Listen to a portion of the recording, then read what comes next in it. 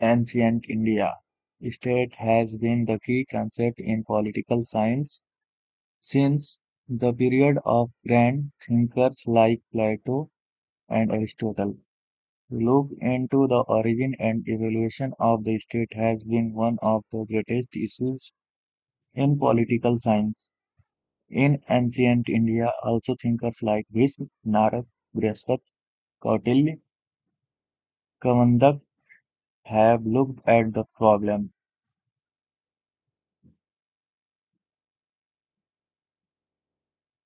on the basis of the writings of these thinkers. We can detect four important theories regarding the origin of the state in ancient India, namely evolutionary theory, force theory, mystical theory, contract theory. This is the oldest theory of the origin of the state in India and has been mentioned in the Atharvaved. According to this theory, the state is the result of evolutionary progress and it didn't originate at a fixed time. The 10th hymn of the 8th chapter of the Atharvaved gives a picture of the evolutionary origin of the state. On the basis of Atharvaved, several stages of the evolution of the state can be traced. The hymns of the Atharvaved state that the earliest phase of human life was the stage of Vairaj or stateless state. It was a state of complete anarchy, but subsequently, with the emergence of agriculture, stable life became possible. To fulfill the needs of agricultural society, the family emerged and the head of the family became the first wielder of authority. Further, the need of cooperation in the different realms of society led to the emergence of Sabha and Samiti.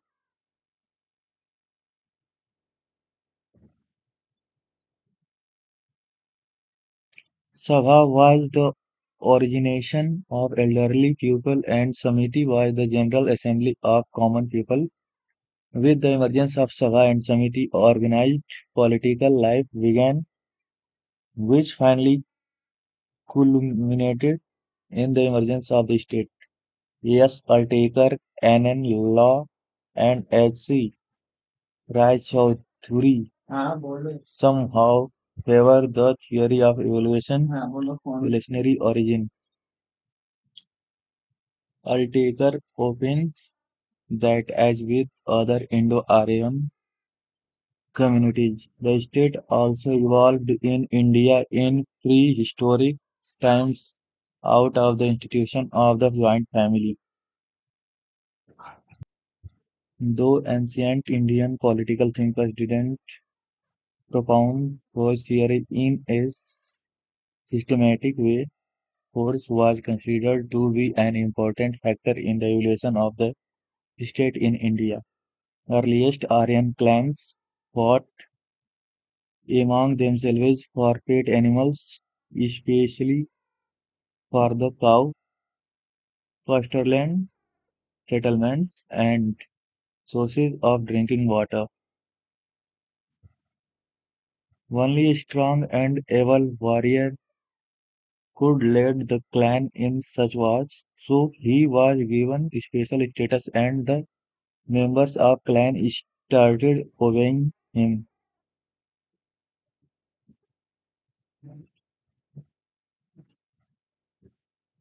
This was the most popular theory of origin of the state in ancient India. Kingship was given divine sanction and the king was considered not to be the representative of God but himself a god who contained the powers of important gods like Indra, Varun, and Agni. According to A.L. Bhasham, the doctrine of royal divinity was explicitly, explicitly proclaimed. It appears first in the epics and the law books of Manu. John Spellman also favors the view that the theory of divine origin was the dominant and popularly accepted theory regarding the origin of the state in ancient India. According to Spellman, the king was appointed by the god and ruled through divine grace. The king would be punished only by divine powers. The king was supposed to follow the divine laws and not man-made laws. Spellman concludes that in ancient India, the basic notation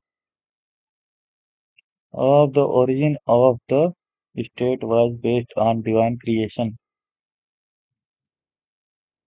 There were five types of yajnas in Vedic times: Om, Isti, Pasu, Som, and Satrayag.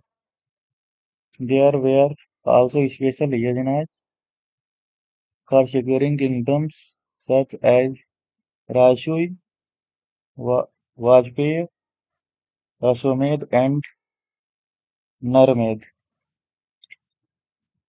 Rajshui and Ashwamedh yajnas were none even during the days of the Ramayana and Mahabharata. Contract theory is the most extensively described theory of the origin of the state in ancient India. The reference to contract theory can be seen in the Buddhist texts like Dig Nikaya and Mahavastu, and other texts like Santi Parva and Arthashastra of Kautilya. According to Buddhist texts, According to Buddhist texts, Dig Nikaya, there was a time when people were perfect and lived in a state of happiness and tranquility. This perfect state lasted for ages, but at last the pristine purity declined and there set in rottenness.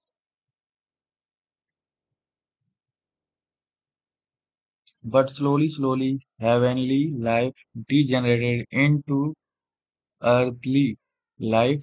Now shelter, food, and drink were required. People gradually entered into a series of agreements among themselves and set up the institutions of the family and private property. But this gave rise to a new set of problems, for there appeared theft and other forms of unsocial conduct. Therefore, people assembled and agreed to choose as a thief a person who was the best favored, the most attractive, and the most capable. In return, they agreed to contribute to him a portion of their payday. According to the Arthashastra of Kautilya, it states that overtaken by a state of anarchy, the people elected Manu, Manu Vaivas, Vaivasvat as their king and undertook to pay 1/6 of their grain and 1/10 of their articles of merchandise in addition to a portion of their gold. In return for these taxes, the king guaranteed social welfare to the people by undertaking to suppress acts of mischief, afflicting the guilty with taxes and coercion. Even the inhabitants of the forest were required to give him 1 by 6 of the forest produce. This amount of the origin of the state closes with the moral that the king should not be disregarded. A society has its structural units such as family, institutions such as marriage, and customs and practices such as inheritance, rituals of marriage and mourning, and finally a framework of individual and social life as, for example, the ashram vyavastha laid down in the ancient society as an ideal organization of an individual's life. Indian society is among the oldest societies in continuous existence with broadly the same ancient social system codified in the long continuous cumulative attested textual tradition of sociological texts known as Dharmasutras, Dharmasastras, and Nibandhas. Six main stages in the history of ancient Indian polity can be identified. First stage, tribal military democracy. Second, second stage, breakup of the tribal polity. Third stage, formation of the full-fledged state. Fourth stage, more phase, bureaucratic centralization. Five, fifth stage, decentralized administration. Sixth stage, Gupta period. Proto-feudal polity. First stage, tribal military democracy. The earliest stage was that of tribal military democracy in which tribal assemblies, which had some place for women, were mainly preoccupied with war. The age of Rigved was primarily a period of assemblies. Second stage, breakup of the tribal polity. The second stage saw the breakup of the tribal polity under the stress of constant conflicts between the Rajna-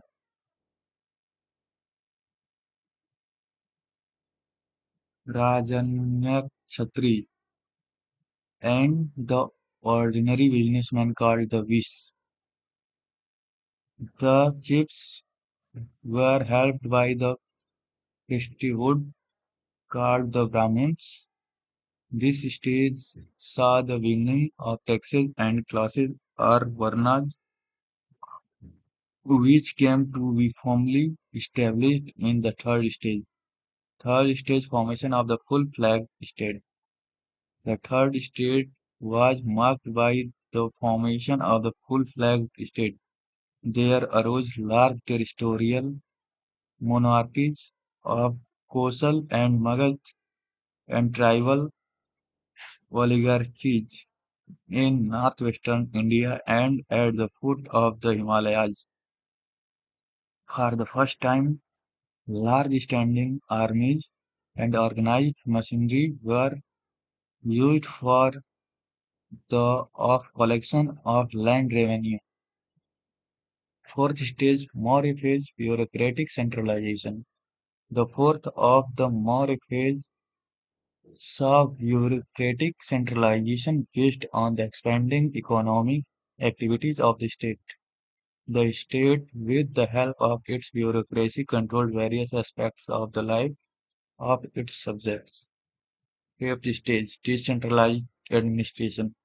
The fifth stage was marked by the process of decentralized administration in which towns, feudatories, and military elements came to the forefront in both the Deccan and North India. This was partly neutralized by the emphasis on the divinity of the king. Sixth stage, Gupta period. proto-feudal polity. The last stage, identical with the Gupta period, may be called the period of proto-feudal polity. Land grants now played an important part in the formation of the political structure. Those made by the Gupta feudatories conferred fiscal and administrative privileges on priestly beneficiaries. Citizens. A citizen is known as a member of a political community having both rights and duties associated with that membership. Legitimacy. The belief that a particular political order is just and valid. State society. A society which possesses a formal apparatus of government. Stateless society. A society which lacks formal institutions of government. Social mobility. Movement from one status or occupation to another. Sovereignty. The undisputed political role of a state over a given territorial area. The king was the most important figure in the body politic. In the Saptang theory of the state developed by Kautilya, the king has been described as the head or the most important organ of the state. The earliest legend on the origin of kingship occurs in the Aitreya Vardhaman, one of the later Vedic texts, perhaps of the 8th or 7th century BC. The king was evidently the fellow of the gods, if not a god himself. The legend suggests that in the earliest times, kingship in India was thought to be based upon human need and military necessity, and that the king's first duty was to lead his subjects in war. But the later stage, the king performed multidimensional functions. The king's functions involved the protection not only of his kingdom against external aggression, but also of life, property, and traditional custom against internal foes. He protected the purity of class and caste by ensuring that those who challenged the system were excommunicated, punished.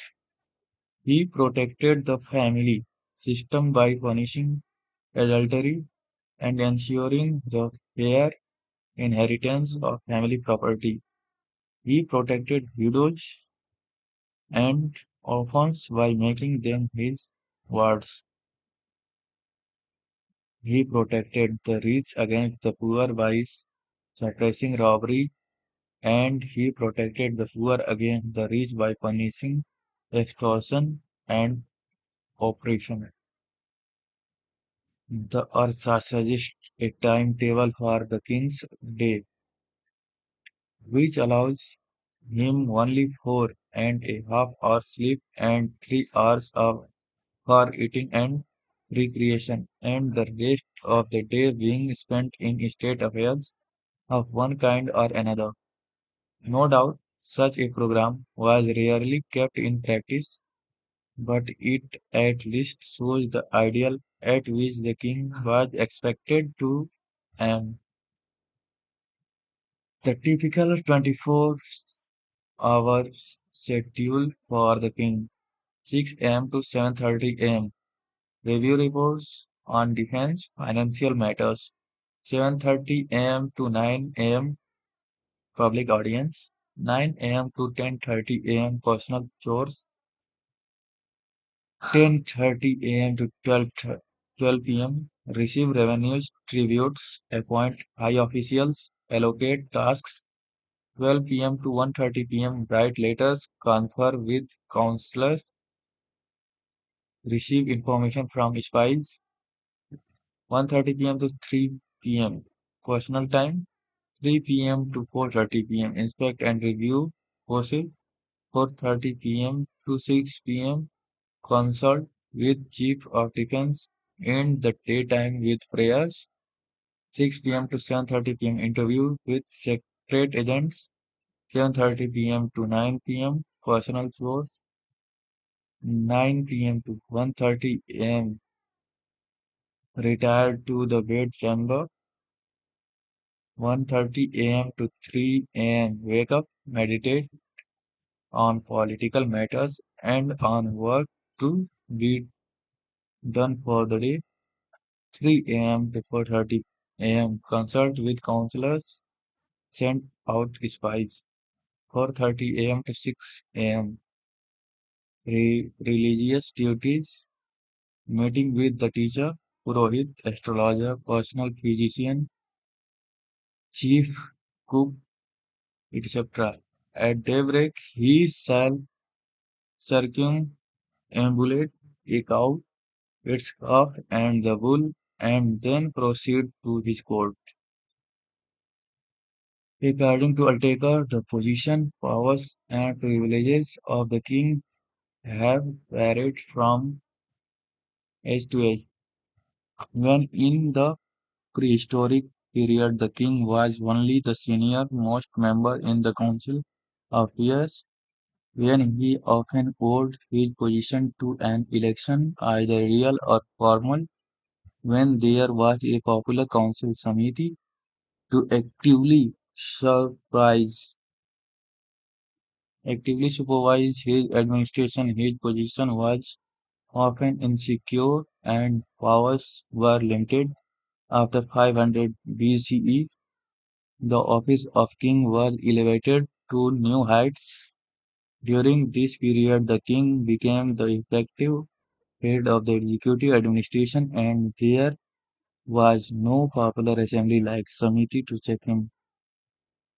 Minister or council of advisors have been regarded by ancient Indian political thinkers as a very vital organ of the body politic.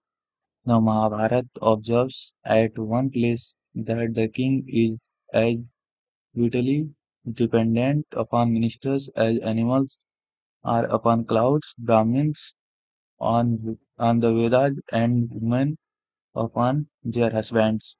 The size of this Mantri Parishad or Council of Ministers varied, and the authorities suggested figures ranging from 7 to 37. It seems that the body was divided into two parts of Mantrina and Mantri Parishad.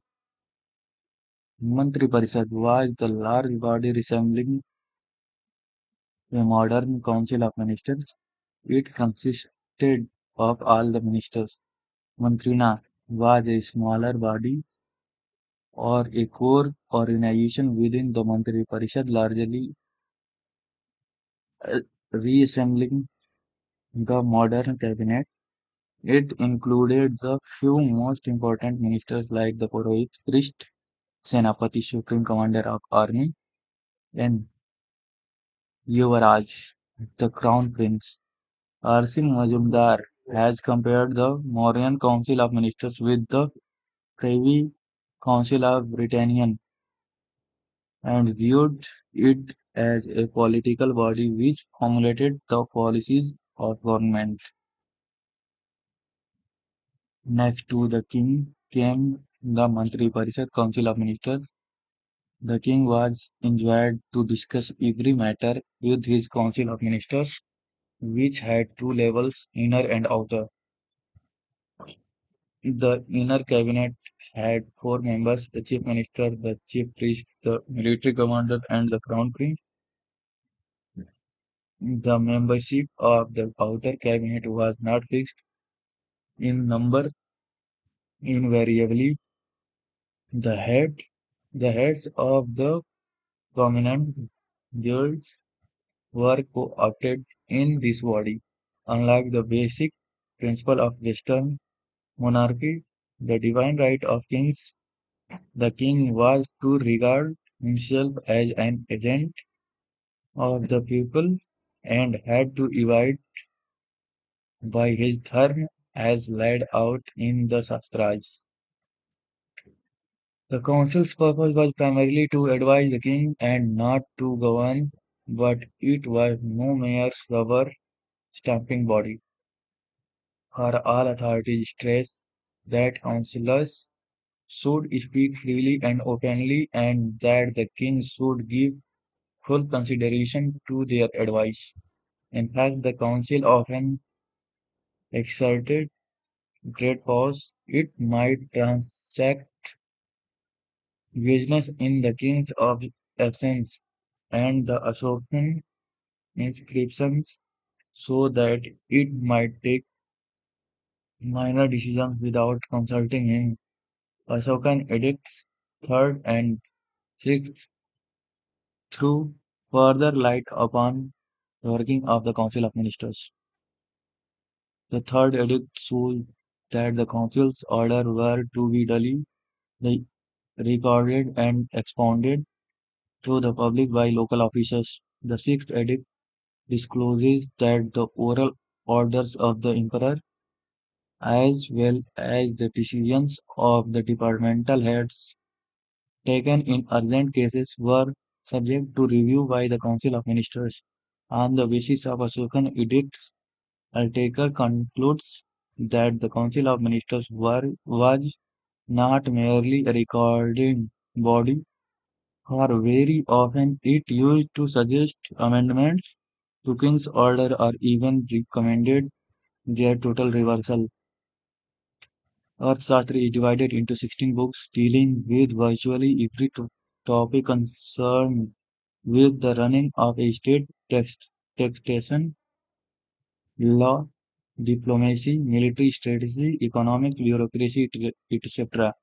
It advocates rational ethics in the conduct of the affairs of the state and emphasizes the codification and uniformity of the law throughout the state. With the advent of the Mauryas and the political state of India, bureaucracy developed as a well-organized hierarchical cadre-based administrative system. The basis of God governance, according to Kautil, is knowledge and Arthashastra classifies the knowledge needed to run a state into four branches of knowledge. Anvinsky, science of logic and argumentation, is considered as the lamp that illuminates all sciences and is fundamental to understand the other branches of knowledge.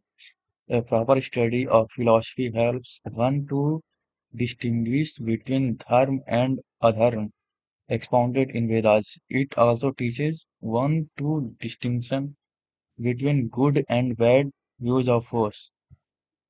The Vedas. The three Vedas, Sam, Rig, and Yajur. However, Kautilya has also included the Atharvaved and Itihas in his definition the Vedas. A study of the three Vedas is useful because it establishes the social order and the role and responsibilities of the various sections of the society in practicing dharma. These texts establish the four classes Varnas and the four orders Ashramas: work, economics, agriculture, cattle breeding, and trade constitute the economic activity. They are the main source of wealth for the king to augment his treasury. Only with a healthy treasury the king can maintain a good army and provide security to the citizen and keep the enemies under control. Dandaniti governance, maintenance of the law and order using a regulatory and a control framework is important. Proper functioning of the government and addressing the regulatory and control requirements will ensure that the state makes material progress The citizens are happy and the weak in the society do not feel oppressed by the stronger forces. Philosophy, honesty, economics, worth, governance, and need. These are the three Vedas thrive, the four branches of knowledge. The entire administrative setup and the hierarchy could be classified under six major heads: king and his cabinet, Acharya, Purohit, Yuvraj, queen. These constitute the personal circle of the king and play an advisory role to the king in formal as well as informal positions. Place, administration, administrative palace, and thus secretarial, defense, treasury, revenue and law and order, civil administration. Political ideals like liberty, justice, fraternity, and nationalism are a product of the modern age, showing the importance of freedom. The Vedas state that independence is necessary for mankind, and those who are not independent are worse than dead. For disposal of justice, the Mauryan state had a system of judiciary. Dharmashastra was the civil court and Kantaksodhan was organized to deal with a large number of economic crimes. The Ramayana extols this country as a karma bhum, the land of pious acts. This shows the belongingness of people to land and their fellow beings. The early seeds of nationalism can be traced in this instance. Similarly, the ideal of ancient Indian thinkers was Vasudhaiva Kutumbakam, treating the whole world like a family. This was the concept of universal brotherhood or fraternity. The term welfare can be understood as a state or condition of well-being, good fortune, happiness, or prosperity of an individual in a community. Welfare in the life of the state indicates a guarantee of collective social care of its citizens.